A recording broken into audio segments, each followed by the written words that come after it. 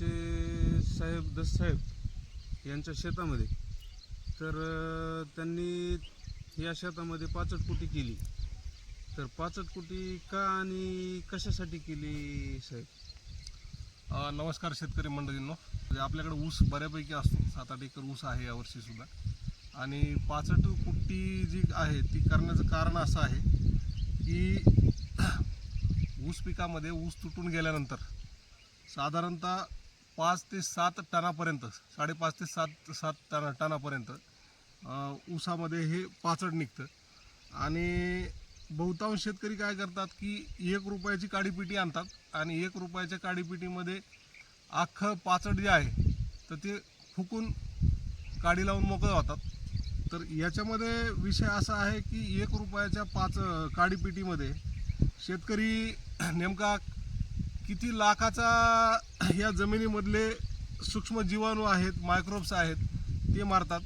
तो दुसरी गोष्ट, हे जे पाचट आहे याला काडी लावल्यामुळं आपण जी माती फुकतोय म्हणजे मातीसुद्धा आपली जळती. या मातीमध्ये जेवढे सूक्ष्म जीवाणू आहेत, बॅक्टेरिया आहेत, ज्या आपल्या पीक वाढीमध्ये मदत करत असतात, जे महत्त्वाचे बॅक्टेरिया असतात हे खूप मदत करत असतात, ते जीवाणूसुद्धा आपण मारतोय, माती जाळतोय.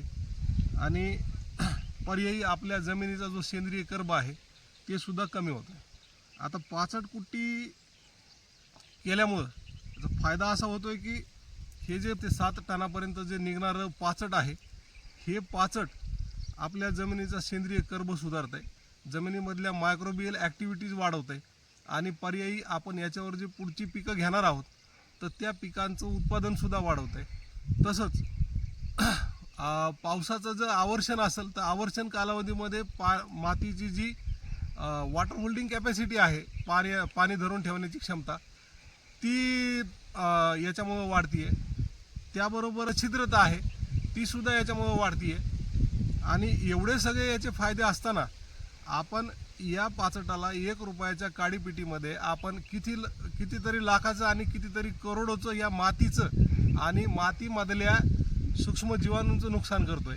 तर ही मोठी खेदाची बाब आहे. त्यामुळं मी शेतकऱ्यांना आवाहन करतो की ऊस उत्पादक शेतकऱ्यांनी शक्यतोवर आपापल्या ऊसामध्ये पाचट कुट्टी करावी आणि आपल्या मातीचं आणि जमिनीचं संवर्धन कसं करता येईल याच्याबद्दल एकदम सखोल विचार करावा.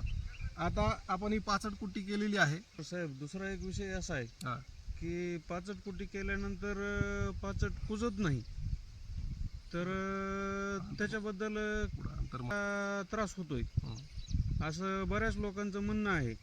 तर त्यासाठी काय म्हणतात, पाचट कुजवण्यासाठी असं काय करावं लागेल? शेतकरी मंडळी, यांनी जो विचारलेला प्रश्न आहे तो एकदम चांगला आहे. आणि पाचट आपण कुट्टी करतोय पण आंतरमशागतीला याला त्याला बऱ्यापैकी प्रॉब्लेम येतात. आणि हे प्रॉब्लेम येऊ नये, आपल्याला पाचट कुजवायचे तर याच्यासाठी कुजवण्यासाठी काय करायचं?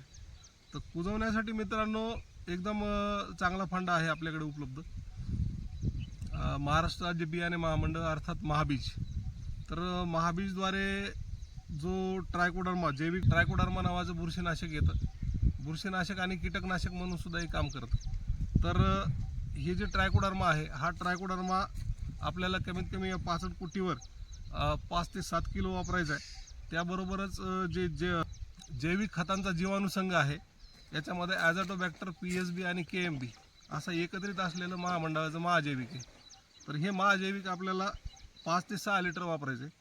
आणि ह्या पाचट कुट्टीवर हे वापरल्यानंतर आपल्याला इमिडिएट स्प्रिंकलरच्या साहाय्यानं पाणी द्यायचं आहे. आणि कुठलेली जी पाचट कुट्टी आहे तर तिला माती अडक करता आलं तर करून घ्यायचं आहे. मध्ये रेझर किंवा जे माती लावण्याचं यंत्र आहे ते माती लावण्याच्या यंत्रानं माती लावून घ्यायची आपल्याला सरीलगत. तर हे वापरल्यामुळं याचा फायदा असा होईल की हे पाचट जे आहे तर हे आपल्या जमिनीमध्ये साधारणतः 2 ते 2.5 महिन्यामध्ये जवळपास 70-80% कुजून जाईल आणि आंतरमशागतीला कुठलाही प्रॉब्लेम येणार नाही. पर्यायी काय होईल की आपल्या मातीचा सेंद्रिय कर्ब वाढल, उत्पादकता वाढल आणि या ट्रायकोडर्मा आणि नत्रस्फुरद पालाश विरघळणारे जे जीवाणू आहेत या जीवाणूयुक्त खतांमुळे जमिनीमधील जे महत्त्वाचे बॅक्टेरिया आहेत, जे जीवाणू आहेत, त्यांची सुद्धा संख्या वाढेल आणि पिकांना अन्नद्रव्य उपलब्ध करून देण्यासाठी हे मदत करतील. आता आपण या शेतामध्ये जवळपास हे 1.5 एकरचं क्षेत्र आहे. आपला ऊस यावर्षी 4थ्या वर्षाचा होता. हा तुटून गेल्यानंतर आपण याची पाचट कुट्टी केली आणि पाचट कुट्टी केल्यानंतर याच्यामध्ये हरभरा पेरला.